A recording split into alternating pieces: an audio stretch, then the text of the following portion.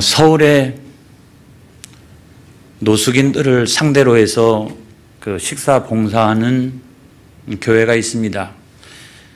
그 교회의 권사님 이야기예요. 코로나19 상황이 장기화되니까 오랫동안 식사 봉사를 못하다가 방역 수칙이 좀 완화가 되니까 이제 다시 재개하기로 결정을 했습니다. 바깥에다가 현수막을 내걸고 또 간만에 식사 봉사를 하니까 얼마나 기분이 좋아요. 그래서 많은 분들이 모여서 열심히 또 오래간만에 특식을 준비해서 정말 잘 준비해서 식사 대접을 하기로 했습니다. 막상 당일날이 되었는데 막 기대감을 가지고 그 시간을 기다리면서 있었는데 한 사람도 안 나타나는 거예요. 한 사람도. 그래서 한참 동안을 기다리다가 하는 수 없이 그 음식을 바리바리 싸들고 교회당 정문 앞에 나가서 지나가는 사람들한테 그거를 필요로 하는 사람들한테 다 나누어 주었다는 거예요. 왜 한 사람도 안 나타났을까? 홍보 부족일까? 달랑 현수막 한 장, 그거를 의지하고서 홍보를 했는데 예전 같으면 그럼에도 불구하고 사람들이 막 줄을 서가지고 식사를 했을 텐데 한 사람도 안 나타나는 거예요. 또 생각을 해보았습니다. 그분들도 교회를 위험하다고 생각하는 것일까? 교회가 문 닫고 있는 동안에 그들과 가졌던 이 거리감을 어떻게 해소하면 좋을까? 그 얘기를 하면서 권사님이 울컥하는 거예요. 제가 그 얘기를 듣다가 저도 같이 울컥했어요. 그리고 정말 감동을 받았습니다. 야, 저 권사님은 정말로 이 교회 공동체를 너무너무나 사랑하시는 분이구나. 저분은 정말 노숙인들을 정말 사랑하시는 분이구나. 저분은 참된 성도님이구나. 저 마음이 어쩌면 저렇게 예쁠까? 어쩌면 저렇게 아름다울까? 하는 생각을 가졌습니다.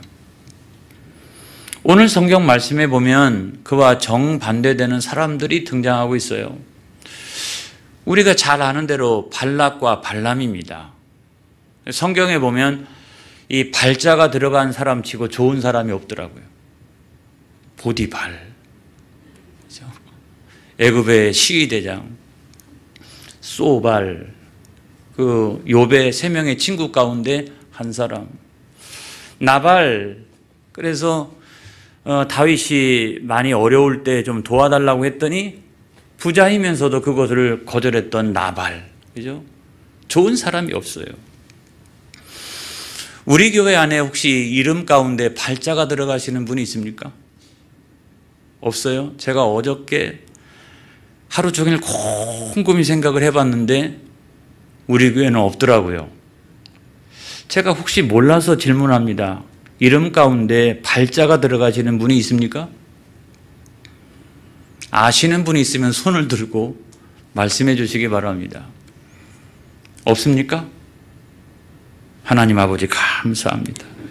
우리 교회는 발자가 들어간 성도가 한 사람도 없답니다. 감사합니다. 제가 이제는 마음 푹 놓고서 이제 오늘 성경 말씀을 풀어서 함께 은혜를 나누고자 합니다. 발락이라고 하는 사람은 어떤 사람일까요?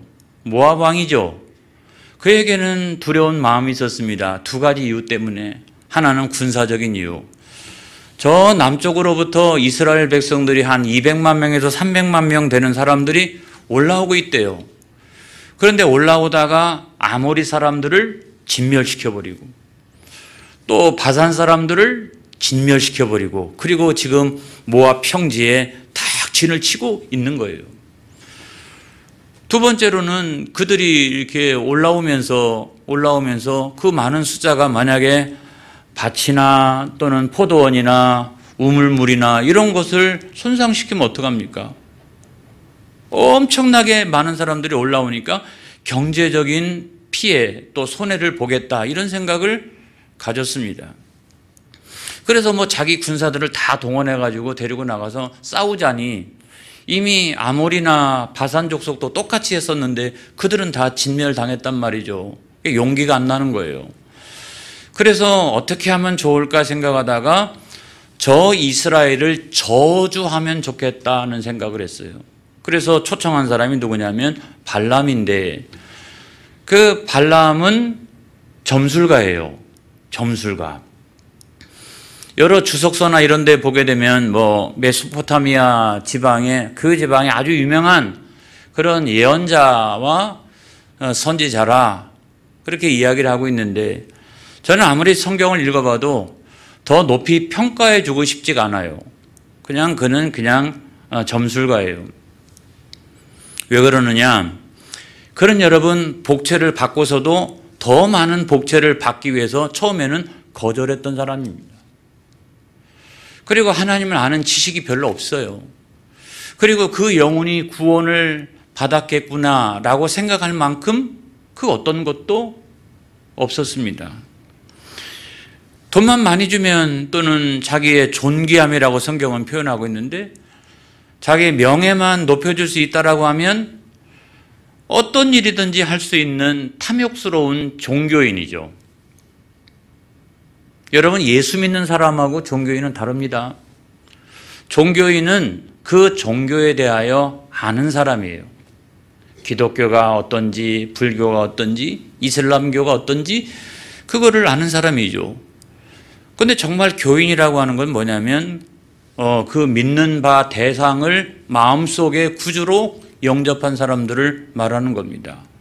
그렇게 생각해 보면 이 사람은 그냥 탐욕스러운 종교인에 불과하다는 거예요. 그런데 왜 하필이면 이 사람을 초청을 했을까요? 사는 곳이 먼 곳이니까. 메소포타미아 하면은 거기서부터도 굉장한 거리가 있어요. 그 먼 곳에 살고 있기 때문에 이 사람은 적어도 하나님과 이스라엘 공동체 사이에 이 공동체 사이에 맺은 그 언약을 모르겠다라고 생각을 했던 거죠. 여러분 창세기 12장에 보면 하나님과 이스라엘 공동체 사이에 맺은 언약이 있잖아요. 너는 복의 근원이 될지라. 너는 모든 민족의 초상이 될지라. 그러면서 그 언약의 맨 말미에는 뭐라고 돼 있어요? 너를 축복하는 자에게는 복을 주고 너를 저주하는 자에게는 내가 저주를 내리리니. 이 언약을 통해서 하나님은 마침표를 찍고 있다고요. 그런데 멀리 있는 사람은 그건 알 수가 있어요, 없어요? 모르잖아요. 그런데 모압 왕은 그거를 잘 알고 있었어요. 왜냐하면 자기는 그 아브람 그 조카가 롯이잖아요. 그런데 롯의 두 딸들에 의해서 두 개의 민족이 나타나는데 하나는 암몬이고 하나는 모압이잖아요. 그렇기 때문에 혈통적으로 생각해 보면 쭉 거슬러 올라가 보면은 자기는 아브라함에게 다 있어요. 그래서 이 창세기 12장에 나와 있는 이 하나님과 이스라엘 공동체 사이에 맺었던 이 언약이 어떤 것인가 하는 것을 알 가능성이 너무너무나 큽니다. 근데 하나님은 어떻게 말씀하셨어요? 저들을 향해서 축복하는 자는 내가 복을 내리지만은 저들을 저주하는 자들에게 내가 저주를 내리리라. 그러니까 저주를 할 수 있어요, 없어요? 못하잖아요. 그러니까 자기는 못하잖아요. 그러니까 먼 곳에 있는 아주 유명한 그 점술가를 데리고 오면 이 사람은 잘 모르니까 내가 시키면 시키는 대로 너는 그냥 저주하라 그러면 가서 저주를 할 법하니까 이 사람을 이제 데리고 온 거죠. 제가 생각을 할 때는 둘 다 나쁘다고 생각합니다. 알면서 시킨 사람도 나쁜 사람이고 그거를 모르면서 그냥 복채만 많이 주면 돈만 많이 주면 또 나를 명예롭게만 하기만 하면 시키면 시키는 대로 하는 사람도 나쁜 사람이죠. 동류입니다. 동류. 그래서 이 사람만 나쁜 게 아니라 사실 따지고 보면 같이 나쁜 사람들이죠. 같이 나쁜 사람들이죠. 여러분, 이래서 저 유명한 발람의 예언이 시작이 되어지는 거예요. 총 4번에 걸친 발람의 예언이 시작이 되어집니다.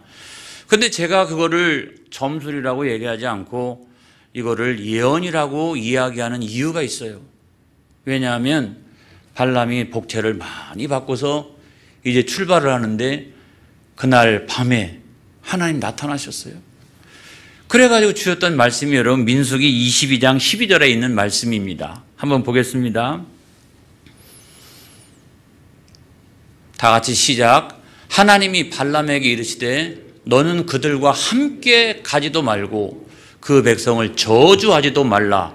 그들은 복을 받은 자들이니라. 할렐루야. 여러분, 저게 굉장히 중요한 귀절이에요. 저들은 지금 모압 광야에서 거지 새끼들처럼 장막을 치고 그냥 한 200만 명, 300만 명이 꽉 들어차 있는데 저들은 복을 받은 자. 할렐루야. 여러분, 오늘날 교회 공동체도 마찬가지입니다.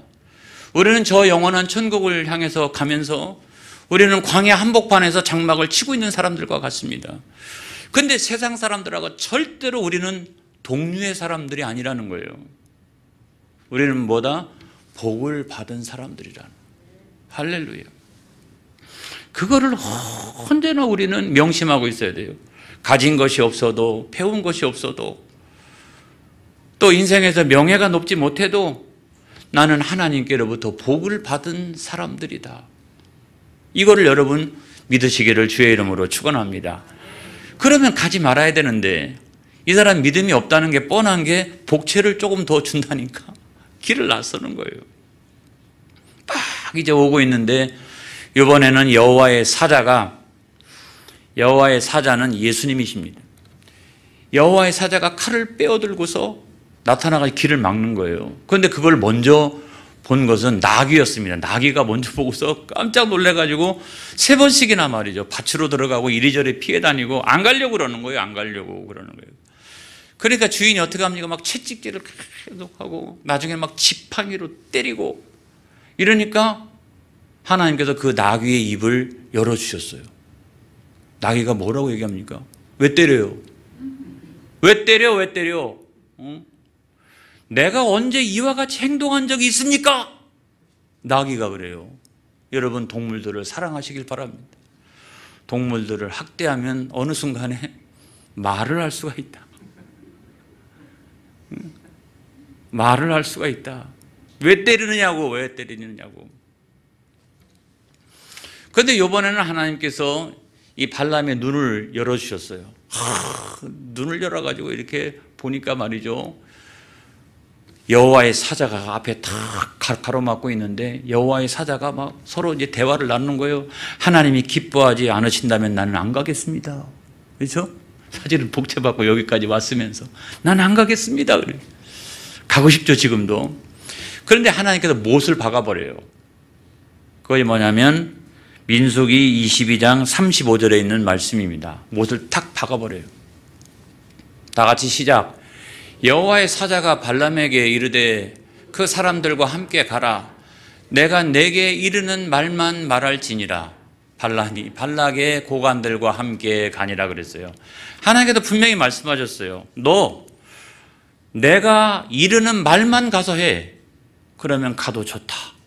그러니까 하나님께서 못을 박아버렸잖아요. 그렇기 때문에 이 사람은 점술가이지만 그 사람이 하는 말은 점술일 수 있지만 하나님께서 못 박은 예언이라는 거예요. 그래서 성경은 발람의 예언이라고 우리에게 말씀해 주고 있는 겁니다. 4번에 걸쳐서 그 예언을 하고 있는데요. 오늘은 그 예언을 통해서 함께 은혜를 나누겠습니다. 자, 첫 번째 예언을 보겠습니다. 여러분 성경을 한번 펴놓고서 같이 한번 은혜를 나누겠습니다. 22장, 민수기 22장. 저 뒤편에 보면은 41절에 발람의 첫 번째 예언이 나옵니다. 장소가 어디입니까? 바알의 산당이죠. 22장 41절에 보면 그 장소가 바알의 산당이에요. 바알의 산당이고 그 산당에서 보면은 이 엄청나게 많은 이 이스라엘 백성들이 앞에서부터 끝까지 쫙 다 보이는 막 사람으로 인산인해를 이루고 장막으로 인산인해를 이루고 있는 그 한복판에 딱 세워놓고 저주를 하라는 거예요. 근데 사실은 속으로 놀랬어요. 엄청나게 많은 사람들 이걸 보면서 막 축복하고 싶은 생각이 들어. 그런데도 불구하고 복채를 받았잖아요. 그러니까 마음을 끌어모아 가지고 막 저주를 토해내려고 그러는데 하나님의 성령이 강하게 역사하시는 거예요. 그래서 저주를 못하고 축복을 하는데 그 핵심적인 말씀이 어디 있느냐? 여러분 23장 9절로 10절에 있는 말씀입니다. 다 같이 한번 읽어보겠습니다. 내가 바위 위에서 그들을 보며 작은 산에서 그들을 바라보니 이 백성은 홀로 살 것이라. 그를 여러 민족 중에 하나로 여기지 않으리로다. 그래서 이 백성은 구별된 백성이라는 거예요. 홀로. 다른 여러 민족들과 동료로 취급하면 절대로 안 되는 사람들이라는 거예요. 하나님이 이걸 말씀하셨어요. 그리고 10절에 가서 또 보겠습니다. 시작. 야곱의 티끌을 누가 능히 세며 이스라엘의 4분의 1을 누가 능히 셀고 나는 의인의 죽음을 죽기 원하며 나의 종말이 그와 같기를 바라노라 하며 그랬어요. 지금 발람이 예언하면서 이 사람들은 앞으로 창대하게 될 것이라는 거예요. 뿐만 아니라 나도 나중에 죽는다면 이 사람들의 죽음처럼 의로운 죽음으로 죽기를 원하노라 그런 거예요. 할렐루야. 여러분 이것을 오늘날로 생각해 보면 교회 공동체 아닙니까? 이걸 오늘날에 우리가 적용해 본다라고 하면 무슨 얘기가 될까요? 오늘날의 교회 공동체는 구별된 교회 공동체라는 거예요. 겉으로 볼 때는 똑같지만 그렇지 않다는 거예요. 그리고 여기는 창대하게 될 것이라는 거예요. 그리고 이들은 예수 믿어서 어떻게 하나님 앞에서 죄사함 받고 의롭다 칭함을 받은 사람이기 때문에 이들의 죽음은 그냥 죽는 것이 아니라는 거예요. 그래서 나도 이들처럼 죽기를 원하노라. 오늘날 세상에 수많은 사람들이 나도 당신들처럼 죽기를 원하노라. 나중에 지옥까지 아니하고 천국 가는 통과 의례와 같은 그 죽음을, 그 의인의 죽음을 죽기를 원하노라 그런 거예요. 할렐루야. 그게 얼마나 복된지 알 수가 없어요. 그 다음에 우리가 두 번째 예언은 뭡니까? 두 번째 예언을 또 이렇게 보면은, 자, 두 번째 예언의 장소는 어디입니까? 14절의 말씀에 보니까 비스가 꼭대기죠. 그죠? 비스가 꼭대기예요. 비스가 꼭대기인데요. 여기는 13절에 있는 말씀에 보면 그들의 끝만 보리니 그랬어요. 야, 이제 모압 왕이 생각을 해보니까 이들을 전체를 한꺼번에 보니까 이 쪽수가 엄청나게 많으니까 저주를 하고 싶어도 거기에 압도가 돼가지고 저주를 못하고 축복을 했겠구나 싶어가지고 이번에는 장소를 옮겨서 거기서 보면은요 이스라엘 공동체가 다 보이지 않습니다. 앞에하고 중간은 안 보이고 저 뒤만 보여요. 뒤만 보여요. 아주 조그맣게만 보여요. 조그맣게만. 그러면 그걸 보면서 저주할 수 있겠다라고 생각하고 동일하게 7 제단을 잔뜩 쌓아놓고 그리고 저주하기를 바랬던 거예요. 그런데 이번에도 하나님의 성령이 강하게 역사하셨어요. 할렐루야. 하나님의 성령이 강하게 역사하시니까 이번에는 또 어떻게 예언합니까? 그 예언의 핵심 구절이 뭐냐면 19절과 20절에 있는 말씀이에요. 오늘은 성경을 좀 찾겠어요? 자, 19절의 말씀 시작. 하나님은 사람이 아니시니 거짓말을 하지 않으시고 인생이 아니시니 후회가 없으시도다. 어찌 그 말씀하신 바를 행하지 않으시며 하신 말씀을 실행하지 않으시랴 이런 거예요. 하나님이 이스라엘 공동체를 향한 그 복은 변함이 없다는 거예요. 지금은 아주 형편없이 광야 땅에 이렇게 머물고 있지만 하나님께서 그들에게 약속하신 그 복은 여전히 그들 위해서 유지가 되어지고 있다는 거예요. 이들은 특권을 가지고 있는 민족이라는 거예요. 할렐루야. 그래서 내가 어떻게 저주하고 싶어도 그 특권을 가진 민족이기 때문에 내가 절대로 저주할 수가 없노라 하고 이야기하는 그런 장면이잖아요. 여러분, 우리가 가진 이 특권은 무너지지 않습니다. 여러분, 우리의 외모로 무너지는 게 아니에요. 절대로 무너지지 않아요. 그거는 하나님이 우리에게 주신 그런 놀라운 특권을 오늘날의 교회 공동체는 다 그거를 가지고 있다. 이 사실을 여러분 믿으시기 바랍니다. 그냥 우리는 광야에 우거하고 있는 게 아니에요, 여러분. 우리가 사는 집은 왜 이래? 내 자식들은 왜 이렇게 잘 안 돼? 여러 가지 생각을 가질 수 있지만 그렇지 않아요. 하나님께서 우리에게 약속하신 복이 여전히 우리 머리 위에서 유지가 되어지고 있다는 사실을 믿으시기를 주님의 이름으로 축원합니다. 할렐루야. 그 다음에 세 번째 예언은 무엇입니까? 여러분, 참 악인은 근면하다. 신학적 표현이에요. 악인의 근면성이라고 하는 신학적 표현인데 뭐냐면 악인은 끝끝내 포기하지 않는다는 거예요. 모압 왕은 야 이러면 또 안 돼. 그래가지고 이번에는 또 이 발람을 데리고서 또 갑니다. 자, 27절 이하에 있는 말씀에 보면 이번에는 데리고 어디로 갔습니까? 28절에 있는 말씀에 보니까 부올산 꼭대기죠. 그렇죠? 그런데 여기는요 24장 2절에 있는 말씀에 보면은 24장 2절에 있는 말씀에 보면 눈을 들어 이스라엘이 그 지파대로 천막 친 것을 보는데 그랬어요. 그러니까 장막을 친 것이 가까이서 보여요. 가까이서. 그러니까 모압 왕이 생각을 할 때는 이렇게 생각한 거예요. 야, 멀리서 보니까 이들이 거룩하고 창대하게 보이는 거예요. 멀리서 보니까. 교회도요, 멀리서 보면은요, 아주 거룩한 집단처럼 보이잖아요. 안 그래요? 그러니까 일부러 가까이 가서 보게 하는 거예요. 가까이 가서.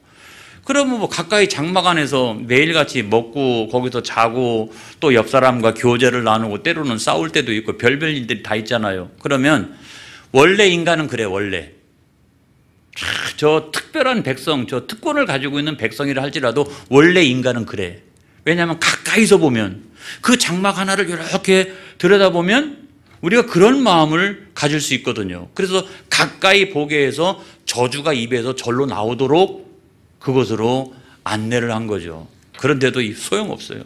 하나님의 성령이 또 강하게 역사하시니까 저주가 아니라 어떻게 해요? 축복을 하는 거예요. 축복을 하면서 여러분 핵심적인 말씀이 뭐냐면 5절로부터 시작해서 9절까지 있는 말씀인데 다 같이 한번 읽어보도록 하겠습니다. 길지만 시작. 야곱이여 내 장막들이 이스라엘이여 내 거처들이 어찌 그리 아름다운고 그 벌어짐이 골짜기 같고 강가의 동산 같으며 여호와께서 심으신 침향목들 같고 물가의 백향목들 같도다. 그 물통에서는 물이 넘치겠고 그 씨는 많은 물가에 있으리로다. 그의 왕이 아각보다 높으니 그의 나라가 흥왕하리로다. 하나님이 그를 애굽에서 인도하여 내셨으니 그 힘이 들소와 같도다. 그의 족국을 삼키고 그들의 뼈를 꺾으며 화살로 쏘아 꿰뚫으리로다. 꿇어앉고 누움이 숫사자와 같고 암사자와도 같으니 일으킬 자 누구이랴. 너를 축복하는 자마다 복을 받을 것이요 너를 저주하는 자마다 저주를 받을지로다. 할렐루야. 자, 가까이서 보니까 참 실망스러웠죠. 이 거룩한 공동체가 너무 실망스러웠어요. 그래서 자칫 잘못하면 저주가 나올 뻔했어요. 근데 성령이 강하게 역사하니까 하나님의 안목을 보여주시는 거예요. 우리가 우리의 눈으로 볼 때는 참 뭐 이 형편없는 공동체 같은데 하나님의 안목은 어떻다? 어찌 그리 아름다운고 강가의 동산과 같고 그의 나라가 흥왕하는데 그 힘이 들소와 같고 또 누움이 숫사자와 같고 암사자와 같다. 그게 바로 하나님의 안목이라는 거죠. 여러분, 우리가 우리의 육신의 안목으로 보면 형편없다고 생각할 수 있습니다. 왜 이래 이거? 이렇게 생각할 수 있습니다. 그렇지만 하나님의 안목은 그렇지 않다는 거죠. 하나님의 안목은 이 거룩한 영향력이 엄청나다는 거예요. 들소와 같다는 거예요. 저들이 지금 가만히 있으니까 그렇지 일어나기만 하면 들소와 같다는 거죠. 암사자와 같다는 겁니다. 숫사자와 같다는 거예요. 할렐루야. 그래서 여러분 오늘날 이 말씀이 우리들에게 주고 있는 교훈이 있어요. 오늘날 교회 공동체도 마찬가지라는 거예요.